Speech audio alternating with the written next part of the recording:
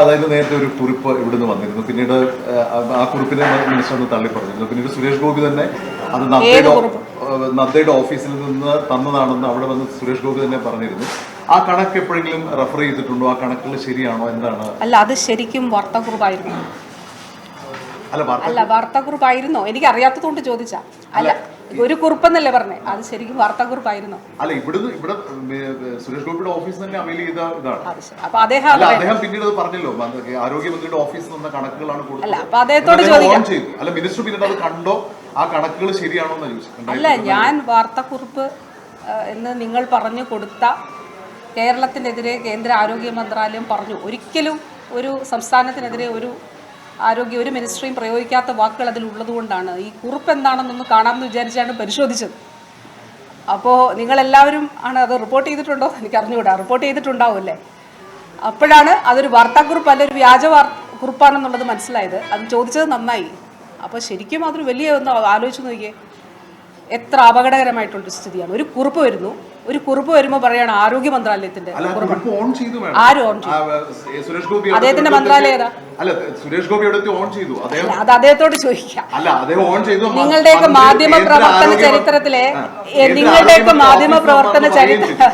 ഞാൻ അതിലൊരു ഇതിലില്ല. അതായത് ഇത് വലിയ അപകടമുള്ള ഒരു വിഷയമാണ്. ജനാധിപത്യത്തിൽ ഒരു കുറിപ്പ് വരുന്നു, ആ കുറിപ്പ് പറഞ്ഞിട്ട് പറയുകയാണെങ്കിൽ അത് ആരോഗ്യ മന്ത്രാലയം തരുന്നു, എന്നിട്ട് മറ്റൊരാൾ പറയുകയാണ് അത് ആരോഗ്യ മന്ത്രാലയം തന്നതാണെന്ന് പറയുകയാണ്. അപ്പോൾ ഇതൊക്കെ വലിയ അപകടമല്ലേ?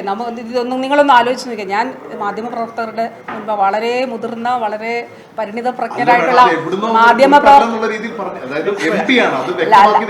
അല്ല, ആയിക്കോട്ടെ. അപ്പൊ അദ്ദേഹം പറയട്ടെ, അതിന്റെ ഉത്തരം ഞാൻ നിയമസഭയിൽ ടേബിൾ ചെയ്തിട്ടുണ്ട്. It's A public document. It's a public document. You can verify. I have placed every paper related to this. എന്താണ് നമുക്ക് അവിടെ നിന്ന് ലഭിക്കാനുള്ളത് എന്നുള്ളതിൻ്റെ കൃത്യമായ കണക്ക് കേരള നിയമസഭയിൽ I have tabled the document and you can verify. എന്താണ് അതിൻ്റെ ശരി, എന്താണ് തെറ്റ്? ഒരു കുറിപ്പോ ഒന്നുമല്ല. It's A document and when I tabled it has become A public document. Now you can verify. ഈ കേന്ദ്രമന്ത്രി പാർലമെന്റിൽ പറഞ്ഞത്, ഈ വാർത്താക്കുറിപ്പിനപ്പുറത്തേക്ക് പാർലമെന്റിൽ പറഞ്ഞത് ഈ പദ്ധതിയുമായി ബന്ധപ്പെട്ട് ആയുഷ്മാൻ പദ്ധതിയുമായി ബന്ധപ്പെട്ട് ഒരു പണവും കേരളത്തിന് നൽകാനില്ല. അത് മാത്രമല്ല, നൽകിയ പണത്തിന്റെ കണക്ക് ഇതുവരെ കേന്ദ്രത്തിന് നൽകിയിട്ടില്ല എന്നാണ് പാർലമെന്റിൽ പറഞ്ഞത്. വസ്തുത എന്താണ്? അതിന്റെ വസ്തുത കേരള നിയമസഭയുടെ മുൻപിൽ ഞാൻ അവതരിപ്പിച്ചിട്ടുണ്ട്. കേരള നിയമസഭ നടക്കുന്ന സമയമാണ്, സഭാ സമ്മേളനം നടക്കുന്ന സമയത്ത് ഞാൻ സഭയിൽ അവതരിപ്പിച്ചു, ടേബിൾ ചെയ്തു. ഇത് യൂട്ടിലൈസേഷൻ സർട്ടിഫിക്കറ്റ് കൊടുത്തിട്ടുണ്ടോ എന്നുള്ള യൂട്ടിലൈസേഷൻ സർട്ടിഫിക്കറ്റ് ഉൾപ്പെടെ ടേബിൾ ചെയ്തു. അത് ശരിയാണോ തെറ്റാണോ എന്ന് നിങ്ങൾക്ക് വെരിഫൈ ചെയ്യാം.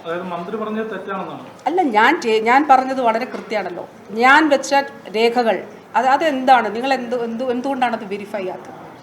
ഓഫീസേഴ്സ് ഒപ്പിട്ട് യൂട്ടിലൈസേഷൻ സർട്ടിഫിക്കറ്റ് കൊടുത്തതിൻ്റെ രേഖ 2025 ഫെബ്രുവരി മാസം വരെ കൊടുത്തിട്ടുള്ള ഫിനാൻഷ്യൽ സ്റ്റേറ്റ്മെൻറ്റ് 2025 ഫെബ്രുവരി മാസം വരെ ഞാനിപ്പോൾ ടേബിൾ ചെയ്യുമ്പോൾ ഏത് മാസമായിരുന്നു അതിന് തൊട്ട് തലേത് മാസം വരെ. ഇപ്പോൾ ഫെബ്രുവരിയിലാണോ ഞാൻ ടേബിൾ ചെയ്തത്? അങ്ങനെയാണെങ്കിൽ ജനുവരി വരെയുള്ളത്. അല്ല, മാർച്ചിലാണ് ഞാൻ ടേബിൾ ചെയ്തതെങ്കിൽ തൊട്ട് മുമ്പത്തെ മാസം വരെയുള്ള ഫിനാൻഷ്യൽ സ്റ്റേറ്റ്മെൻറ്റ് എന്തായാലും ഞാൻ വെച്ച ഡോക്യുമെൻറ്റിലുണ്ട്.